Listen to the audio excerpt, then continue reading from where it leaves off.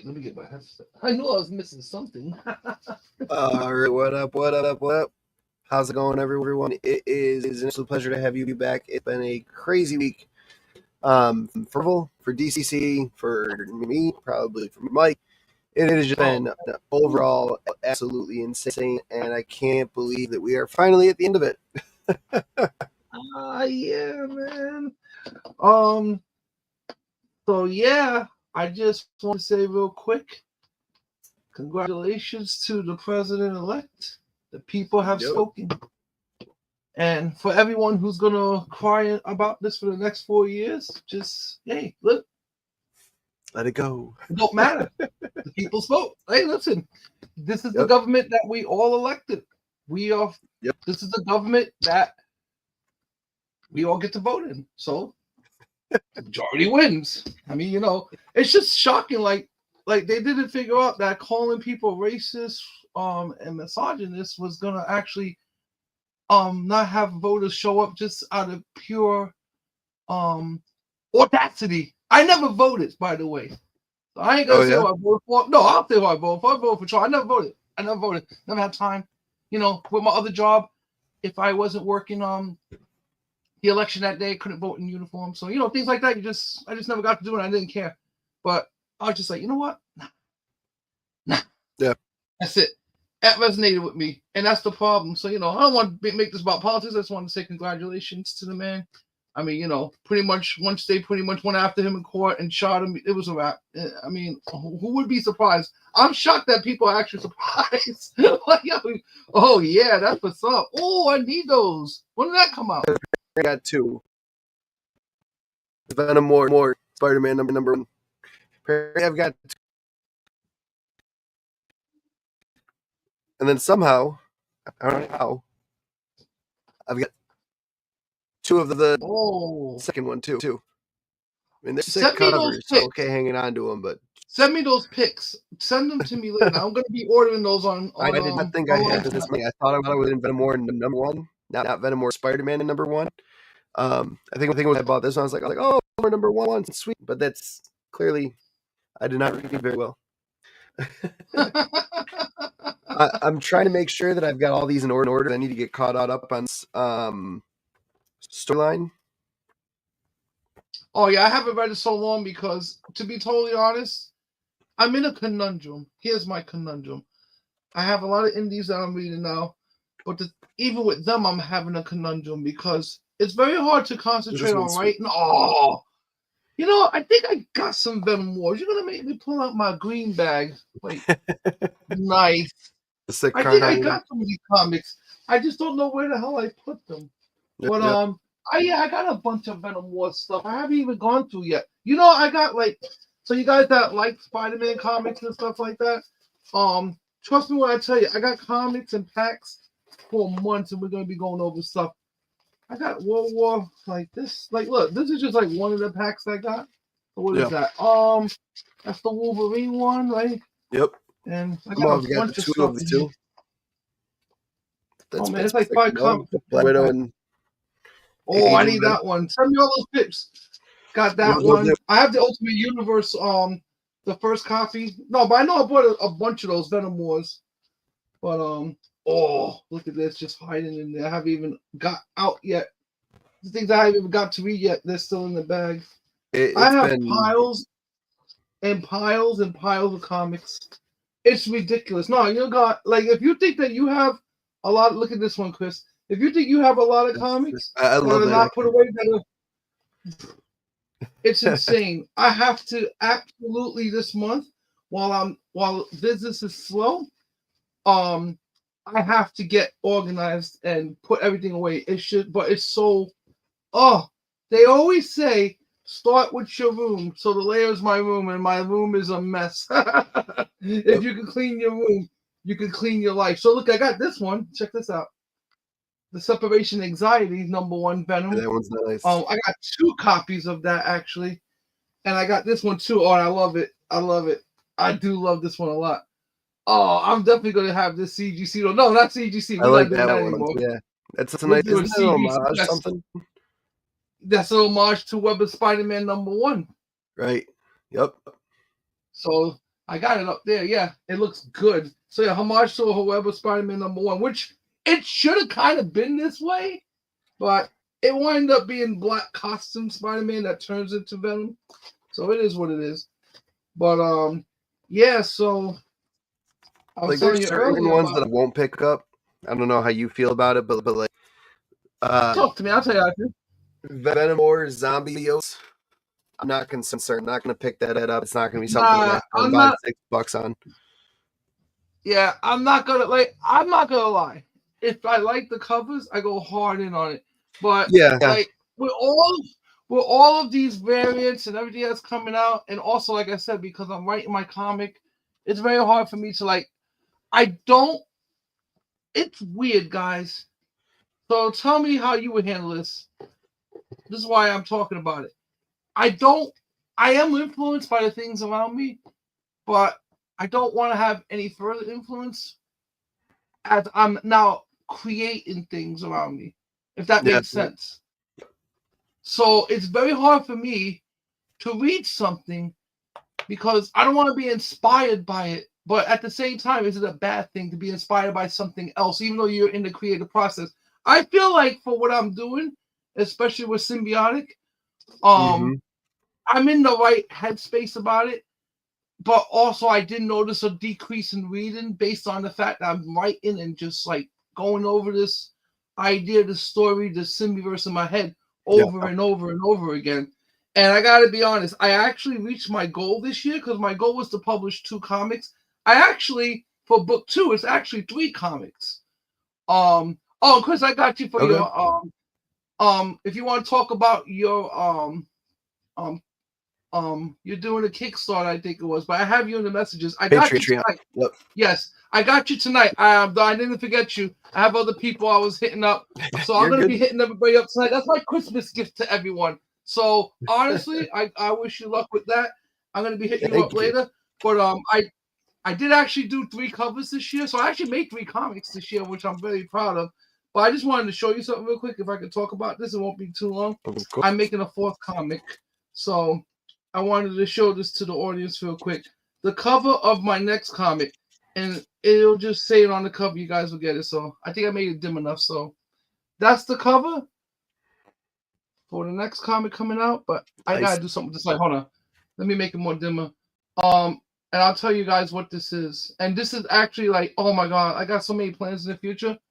So, there it is. So yeah, that's good. So that's the cover, guys. This is gonna be the cover. It's called. So, to start with this cover, first off, shout out to you, Will Torres. This is Will Torres' art.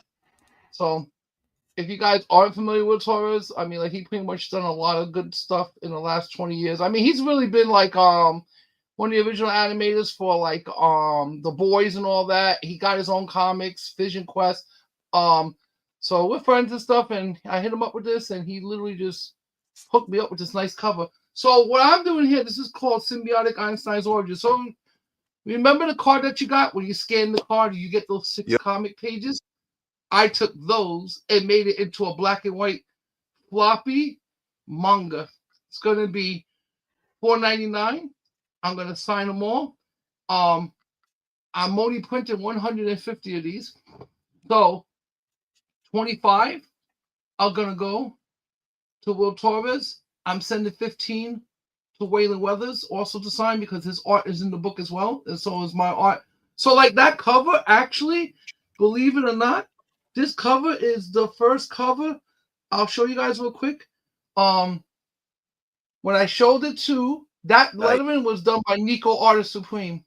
So this cover actually has elements of Will Torres, my art, Waylon Weathers' art, Wayway's Comics, the design of the Symbioverse Comics logo, and Nico Artist Supreme's Symbiotic, and I thought that came out dope. I was able to crop it in there and get in there perfectly. So yeah, so hopefully the book right now is in the process of being printed. So everything, I approved the project yesterday. So hopefully within the next week or 2, I should have this done, and it'll be available for the holidays.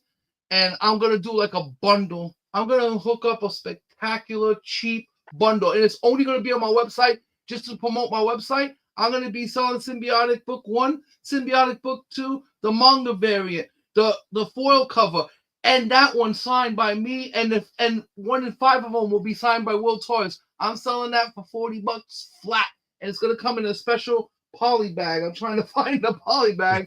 I have this thing all the time. I'm throwing it around. Like when I make my videos, I just throw them. Oh, here it is. So it'll all gonna come in one of these poly bags.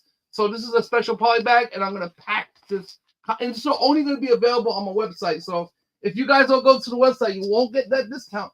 You know, I got to promote that website. I don't push it hard enough, but you know, I'm the admin of that website. I got a newsletter that's like completely dead. I was on another channel on Wednesday being interviewed for my comic, and one of the guys that would have guessed there, like he has like, oh, he's amazing, but like he made me feel like Jesus, I'm such a lazy guy. Like, he writes hardcore to his newsletter every month and every week, and I'm like, oh, I can't do that every week.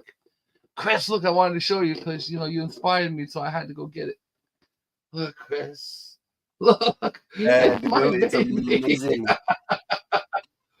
Oh my God! Probably one of the best popcorn buckets ever. Because a lot of them, it's like I have one of my chill, like simple popcorn bucket. But like that one, you can actually use a popcorn bucket. This. You can use it as this is a decoration, like something that sits on your shelf. Yeah. See, I got this one. Use pretty much any way I'm not gonna lie. Yeah. I got this one, and I'm not gonna lie. I don't really like it, but this thing's worth like $100 already. So I was like, you know what? I'm just gonna keep this set for now. You know, that's what I do. I put things around there. I may just put this bucket on top of the other bucket. I don't know. But yeah, I thought that was pretty dope. Oh, I lost you, Chris. Lost you. Oh, there we go. Good. Yeah. So. Yeah, I mean, like, I'm gonna actually this year I've printed 4 comics, so I overshot what I was actually. Oh, if I count, okay, would you count the card as a print too? Yes. So I'm gonna say I printed 4 comics and a card. That's a mini comic. So yeah, technically I printed 5 things this year. Yeah, why not? I think I had a pretty good year. I thought I was being lazy this year, and we are presently working on Symbiotic Book 3, and I can tell you personally that I have completed the cover, the back of the cover, the insert, page 1, 2, and 3. So we are on our way to having book 3 done by the holidays. Won't be printed by the holidays because I wouldn't even dare to attempt that.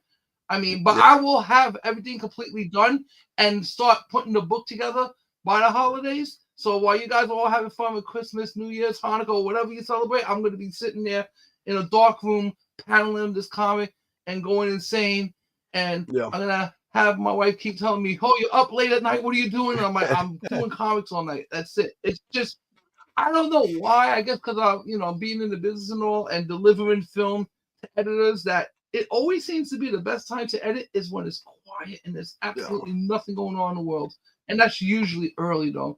So sometimes I get into a flow, meaning that I'll be sitting up late at night, and sometimes I imagine my story, how it's going to be, and I'm like, you know what? Let me start paneling, and I'll start putting my comic together. And it's really fun. I mean, like, I can't explain to you guys what it means to do it. I just say like this, for me, it's just something that I always wanted to do, and I feel personally I'm pretty good at it. Like, you know, I don't know if you read book 2 yet. Have you read book 2? It's okay. Honestly, I've not gotten around to it. It's still sitting here on the top of my pile. It's that. Then I've got to pick up more Thor. I've got to do Amazing Spider-Man. Then I've got to get into Venom more. Yeah, you got to put me in the was right into like what I'm missing. Like here's stuff I'm missing from Venom War. You know, just it's crazy. I mean, like I don't even keep lists anymore, Chris. I literally just run into the store.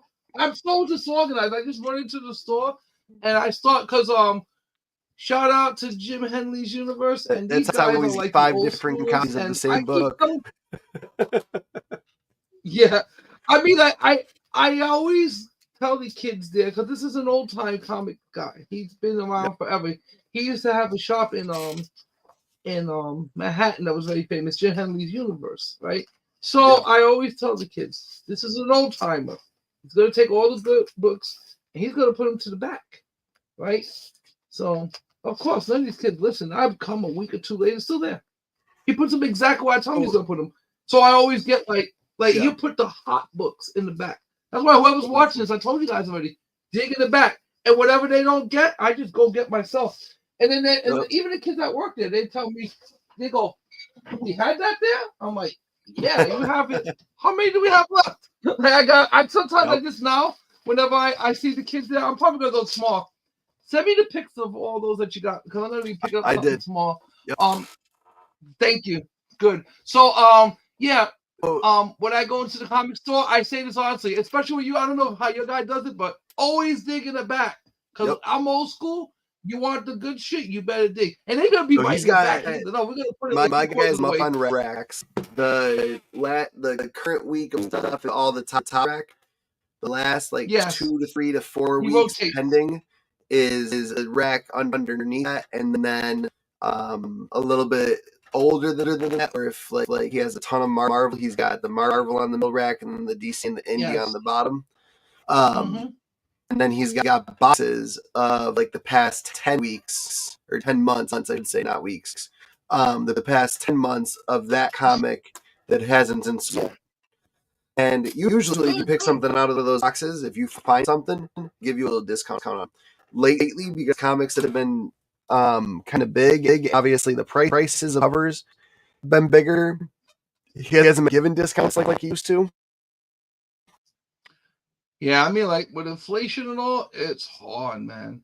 Like, honestly, that's why I tell people too. Like, I gotta be honest. No one's complained about my comics being too expensive, but I try to make my stuff as cheap as I can. But it's just that I'm on the head of making. But indies, I feel like you just honestly gotta say. Yeah, I mean, honestly, like if you, and I tell you guys, from the small.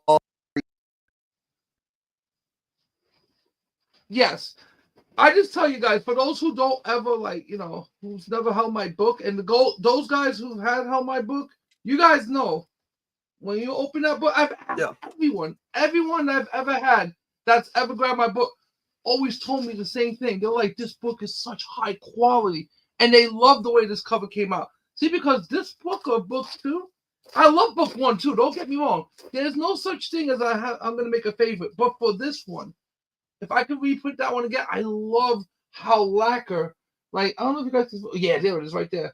The luster on that cover. Look at that. So, this is like, yo, you have no idea. This is something. Oh, you got it out too. Yeah. Image Comics. This is Image Comics. This is Symbiotic. Yeah. And look, I'll be honest, my stuff looks just as good as that, if not better. I think my covers look. In a big, so like if the big, but he's doing 4 books and you're doing 10, I think that's fun. Yeah, exactly. But you know what though? I'm telling you, for me, I wanted to make like something special. So my comics are gonna be very. First of all, they're such high quality that I can honestly see. I'm gonna start doing the CGC process, but I don't want to do CGC. I want to do CBCS. So I gotta start getting that done because I want to start submitting my own art and getting my stuff slabbed. But I'm telling you, from the prints that I've gotten, the majority of them, I'm gonna say about, because the way that the first people did it for me, they did a good job, but they didn't know how to stack the books correctly.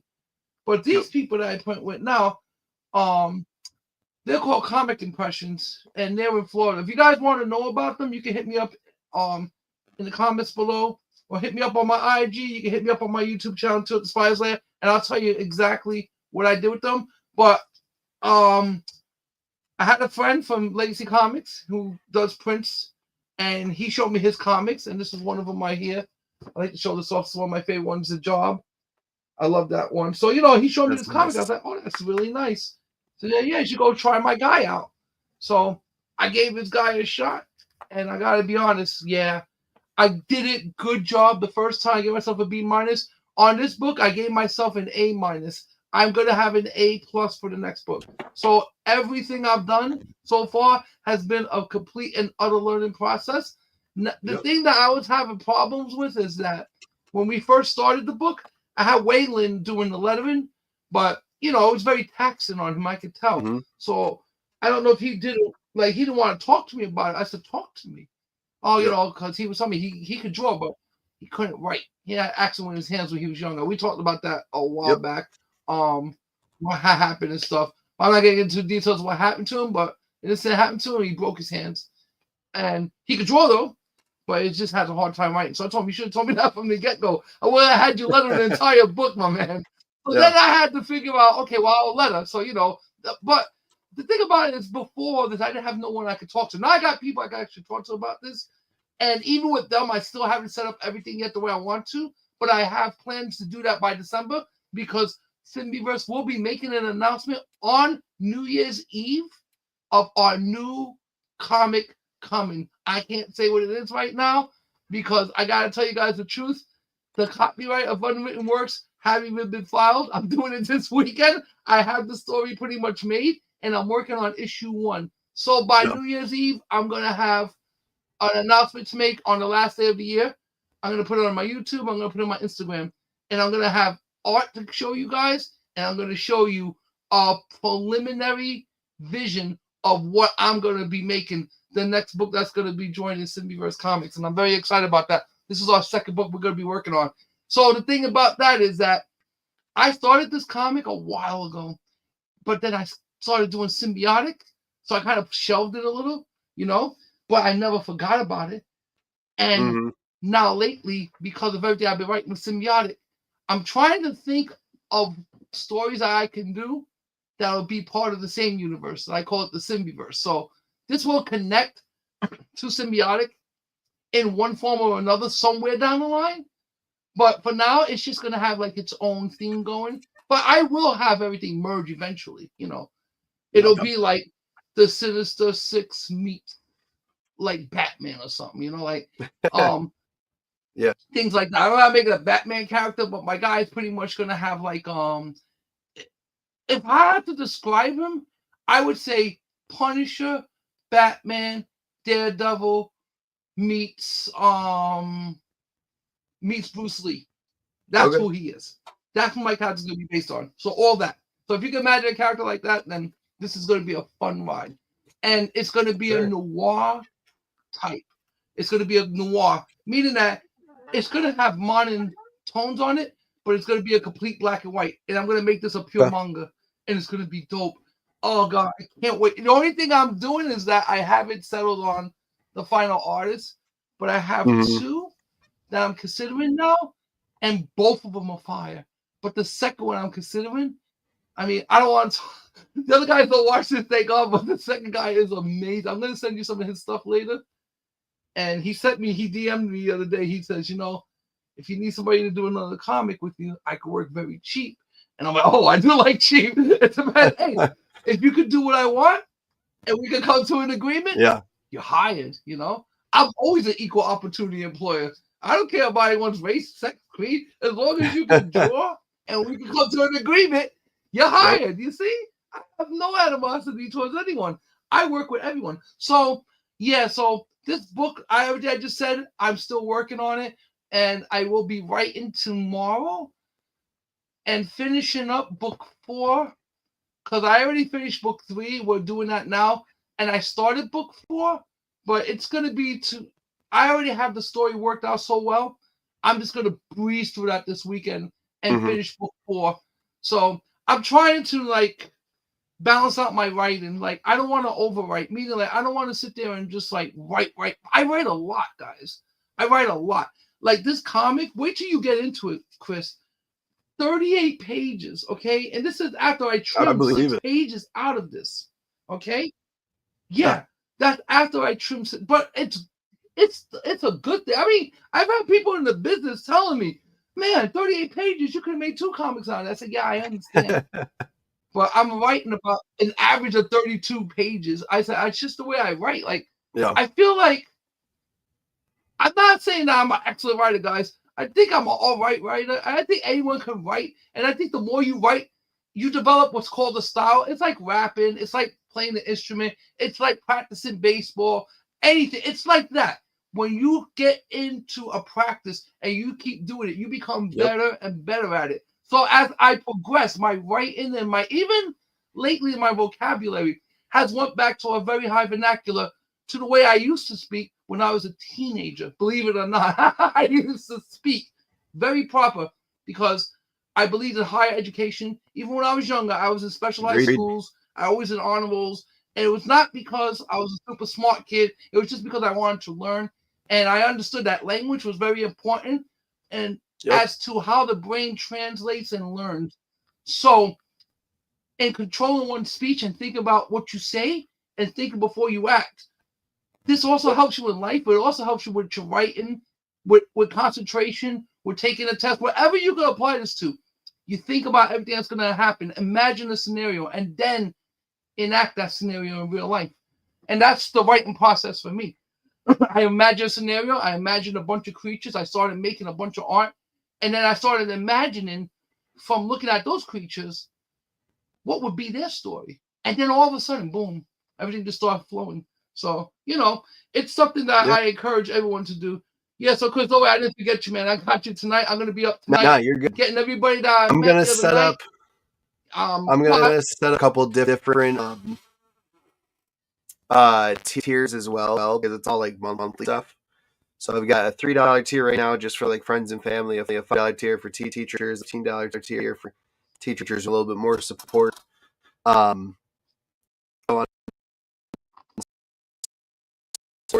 But it's one of those things where I want to continue to build on it, but finding right tier perks is difficult, because I'm like, what am I going to give to these people? Like, you're paying me, I need to be able to give something back.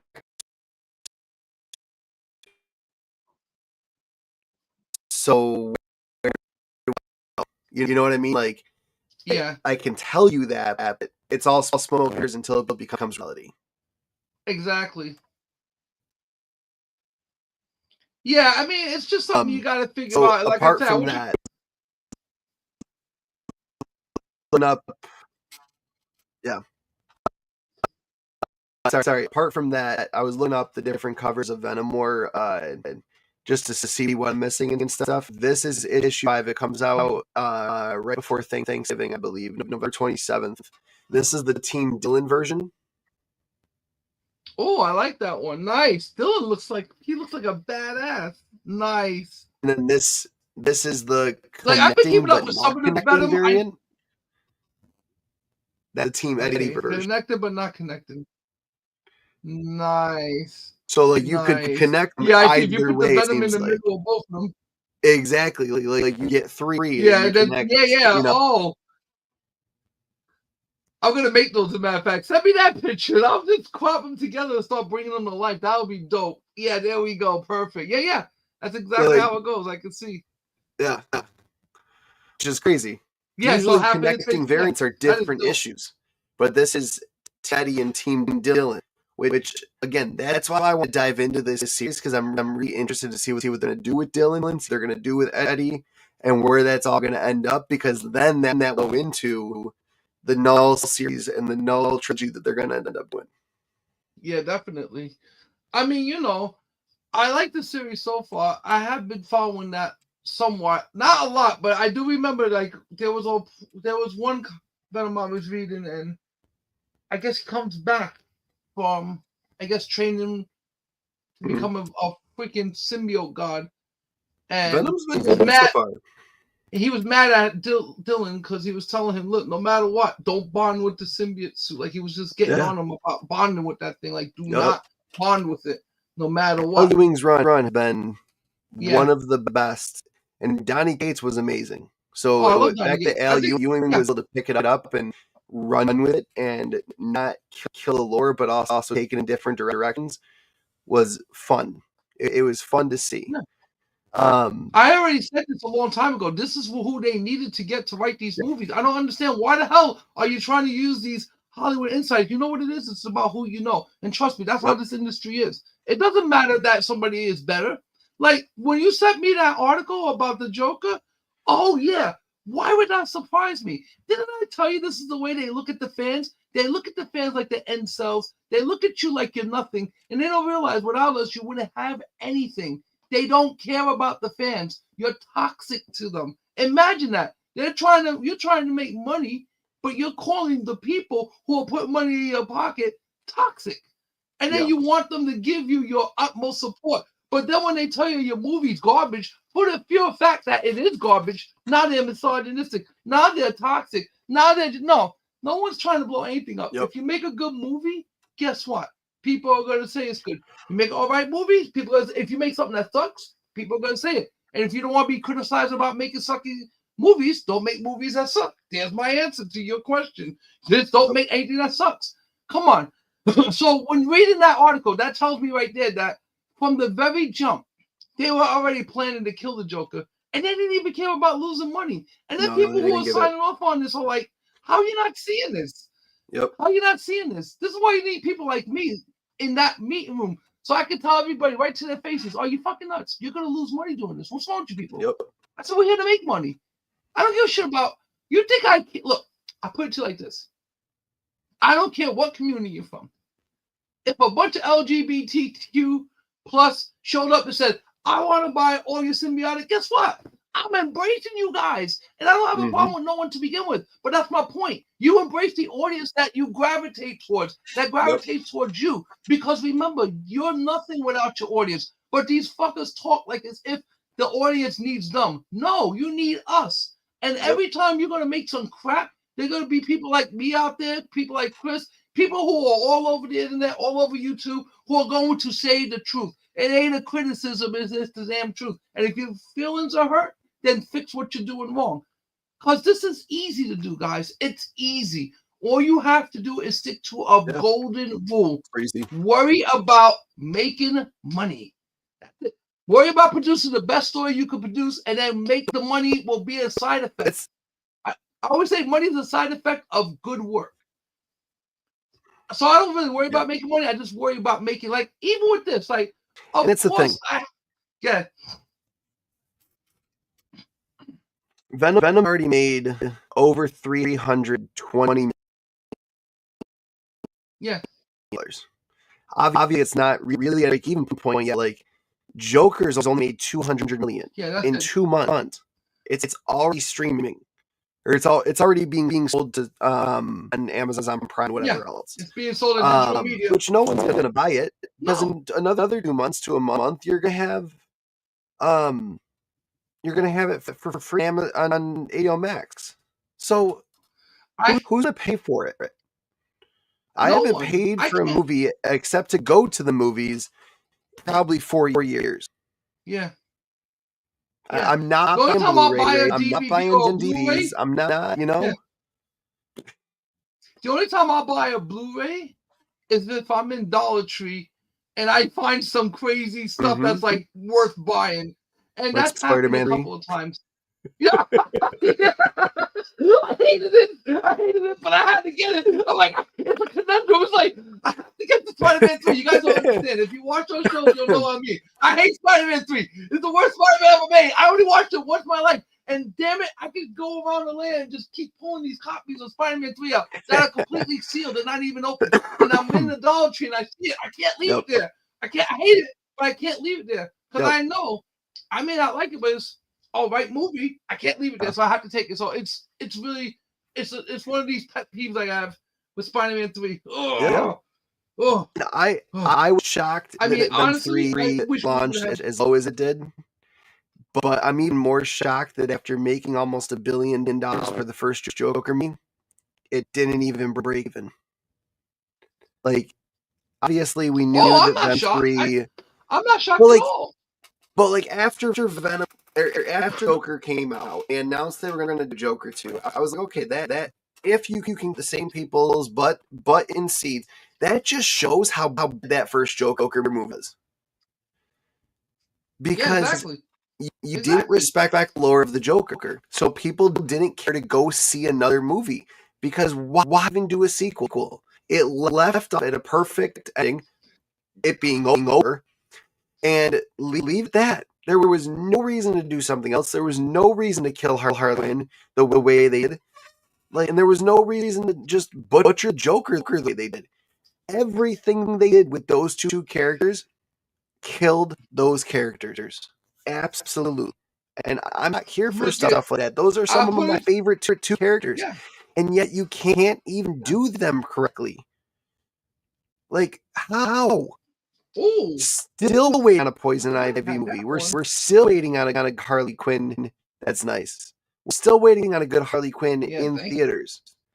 Like, do those moves. I mean, I'm down for Harley Quinn. You killed her with Birds of Prey. Look, I actually you killed her. Like, there was nothing good about Birds of Prey. The first Suicide Squad she wasn't a bird of prey. Exactly. She wasn't a bird of prey. Why are you putting Harley Quinn as a bird of prey when she was Suicide Squad always? That's my point. You see, and this is the problem. You can't fool But DC the fans. putting Birds of Prey. The fans know the lore. Yeah, because DC they're idiots. In the comics, Birds of Prey. They don't even know. Yeah, absolutely. Yep. You know, so I look. When it comes I think I got one right stuff here. Like that. Let me see. I've got a bunch of Harley I need to reread. I'm fairly certain he did a Birds of Prey series to it either came out at the same time or yeah. I'll have to keep looking for it because it's not here, but like Harley Quinn screws up the DCU. That's some shit I want to see. Harley Quinn.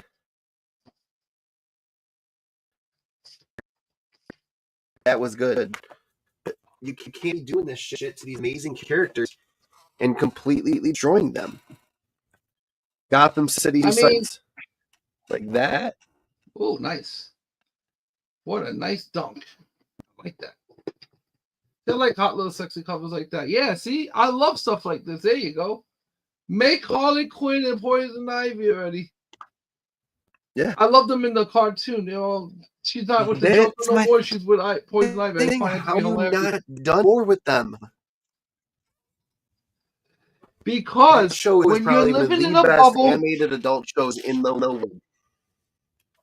You guys know anything about Pokemon? I don't know if this card's worth anything. I could be holding up a fucking $1 million card. I would not know it. But I have no can't idea. even get the damn glare out of it. Let me see if I turn off the light. It's called Duskulops. I don't know. If you guys know what the hell it is, let me know. And if it's the $1 million one, let me know. I have no idea. All I know is that I did find recently, I knew one that I found that was very expensive. Well, it wasn't very expensive. I think it was either a Charizard or a Charmander, but it was like one of the older ones, like the original ones. But it wasn't in great shape. I mean, I don't know where the hell. I found it under something in the layer. So apparently I have ancient Pokemon cards underneath the layer. It's like Rome. It's like Rome. Like my layer was built over another collectible layer, and we just forgot to pick up all the valuable stuff. Yeah. And yeah, so I had my boys come over and they looked at it. They were like, "Yo, you know what this is?" I'm like, "Yeah, whatever. It's a Pokemon card I got from my stepson when he was younger. Like I got him 3. He gave me 1. I was like, yeah, okay, I'll keep this crap. I don't think it's gonna be worth anything. Yeah, I had a ton. I took them over to a toy and game shop, and I was just like, I don't need them anymore. They are not worth. They are not what. They're not worth it to hang on to them. Get rid of them. Tell me what they're worth to you, and give me the money because that's all I need. And it was right around my son's birthday. He's not interested in it. Pokemon's not big anymore. There's no real TV shows like there used to be. And who cares? Like if he gets into it, he's gonna get in his own version of collecting it. Yeah, exactly. So I ended up making more nostalgia for.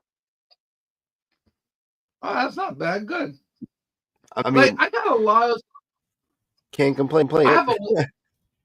I have so many cards. Like I gotta be honest. Like I've been finding some cards that have been really like screwing up my head. Like I didn't even realize that I had.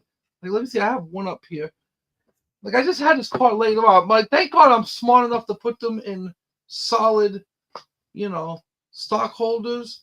But cards like this, I think are worth money. These are real ancient. Like this card, yeah. It's like 80s, like 90s. the Sleepwalker card. But I'll show you when I know. Yeah, that's like 90s. But I'll show you one that I know is worth at least, I'm going to say about 40 and up. If I could find it. This one right here. And this was just laying along the lane. I was like, where the hell would you come from? Nice. But thank God I had it in this plastic, see? Yep. But I have this entire set 3 times over. This whole Spider-Man set. The McFarlane Modern Era set. I have the whole set. So I have this in quadruplicates. Oh, and this is a McFarlane card. I'm going to say that for Tom McFarlane when we finally make our inevitable meet. Now, I'm not going to lie. You see how I am with David Nakayama, Will Torres, and all other stars I know. I think I would turn into a gushy little girl if I met you see, I can't even say his name. See what I'm saying? It's already happening. So I hope that'll never happen again. Yeah. It's never happened to me in my life, but for some reason, thank you. The Todd Father, I would just be like, I'm just gonna say like Todd Father, it's an honor. That's it. I don't even know what to say. Like that's the only Todd Father as much of an asshole as Liefeld? Well, I heard Liefeld learned to be a complete asshole through Tom McFarlane. So you gotta understand, Liefeld was the baby back then, you know? Yeah. He was a youngster. So he was 16 and Tom McFarlane's already in his early 20s showing the kid the ropes. So, you know, it's like well, we'll say it was like Justin Bieber and Diddy. But you know, it's the age dynamic. But yeah, I'm excited for what's to come.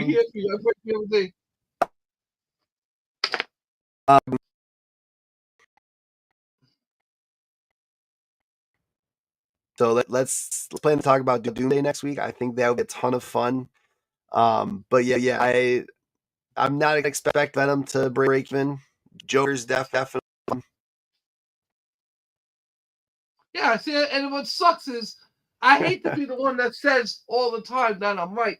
But remember I told you, but there was a quick change, guys, but it still didn't make a difference. And the quick change was at 3 a.m. I get a text saying that in the Chinese market, it was blowing up. That was the greatest surprise because I told you from the get-go, it was not even going to make 70 million.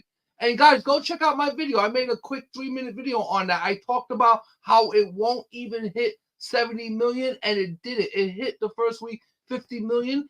It did a domestic box office haul of 176 million. So now from that point on, everything goes down. So Venom, The Last Dance, will be lucky if it breaks even, but it's only making its money over the international seas. And I understand why people didn't feel it. I have a mixed emotions about it. I won't say it's a bad movie or a good movie because it's like watching the best actor in the world given the worst script to work with, if that makes sense, you know?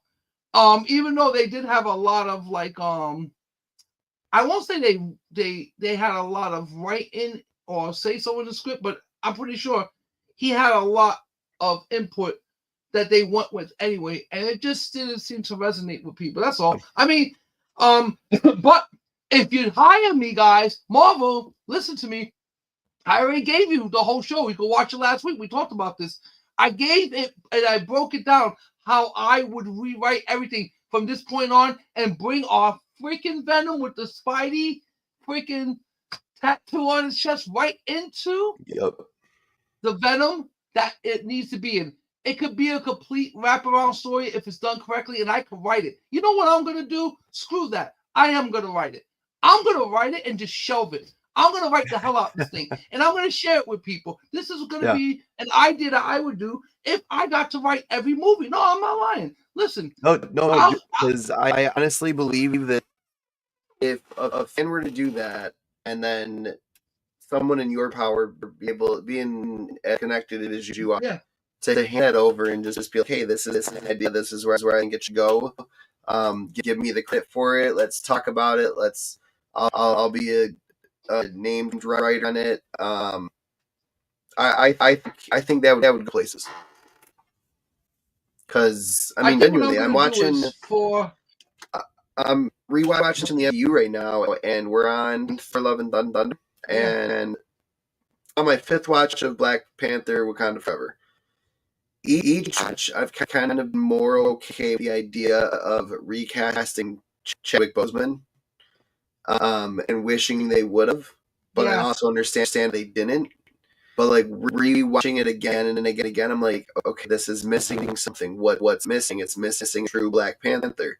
it's missing. Like, yeah, surely it's a great movie, but it would have recast him. We have ever really known with the he was constantly in the suit. Like, I don't think it would have mattered that much if you gotten someone that could do it.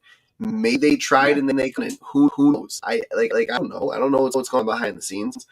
But then watching Thor: Love and Thunder, it's like, okay, again, I see where you were going with this. I know there was a ton of reshoots. I know people said it was too dark. It didn't test well with audiences. I get, but you killed Gore. Gore should not have been. Gore's the God Butcher. Hey, you butchered the God Butcher like a chump. You didn't give him any scenes where he was butchered. He had the all black. The all black. That's Noel's freaking sword. He had the all literally black. Conjured up symbiotes, and you called them shadow pups or shadow monsters. I'm like, guys, come on. Exactly. You could have simply said this is symbiotes. We don't have the license to say they're shadow muckers. Yeah. I mean, now they do. This is the problem. Now everyone's sharing everything. Now there's going to be a World War Hulk movie coming out. I don't know if that's legit. That's just here at this point, but a solo Hulk movie is a massive possibility right now because of the license sharing. Yeah, I mean, like I told you, now that you have this license sharing, everything's going to happen quick too. But the thing is that license sharing?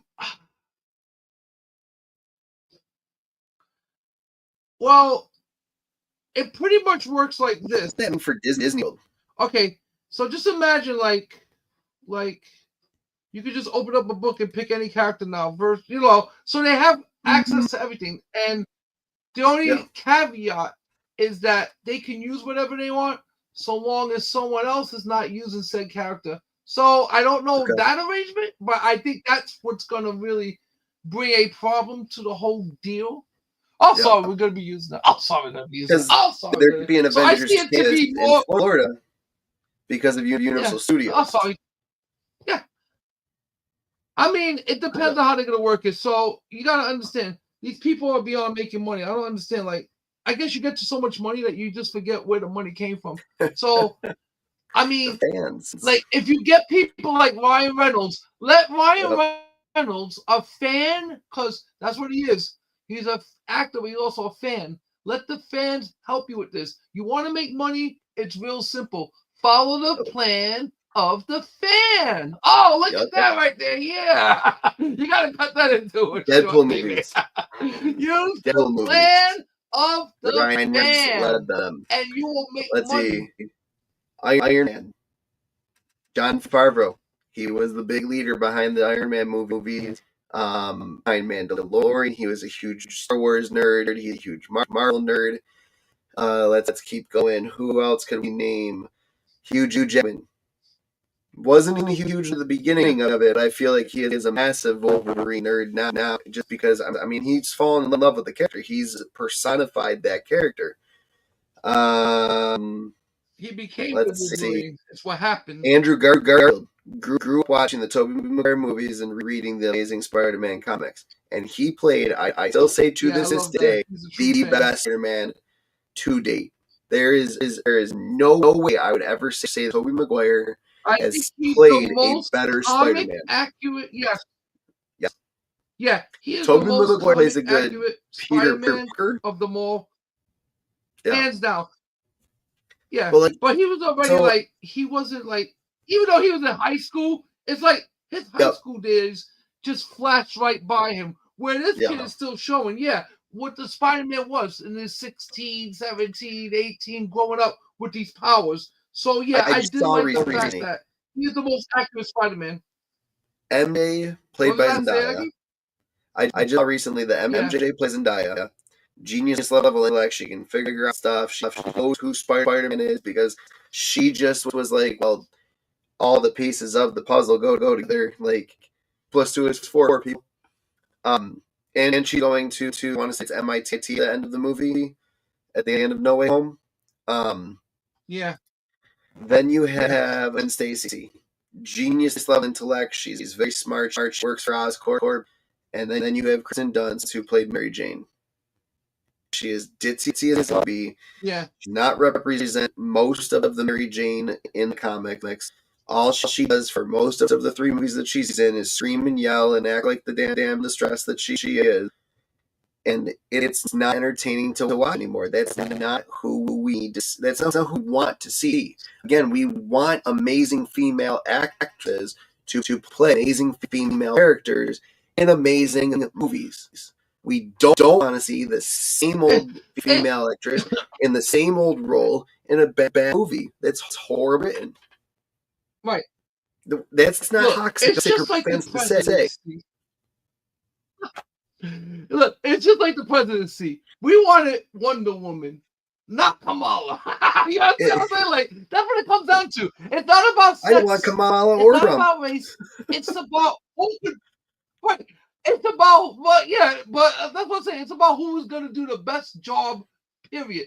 And I don't care personally about anybody's politics, but if she was a strong woman, like for me, what would have showed me that she had the chops to do the job, she should have killed Joe Biden when she had the chance. Like, call him out and be like, yo, bring this up here. I want to enact the 24th Amendment. Make myself the president. She should have done that because I would have had more respect for her.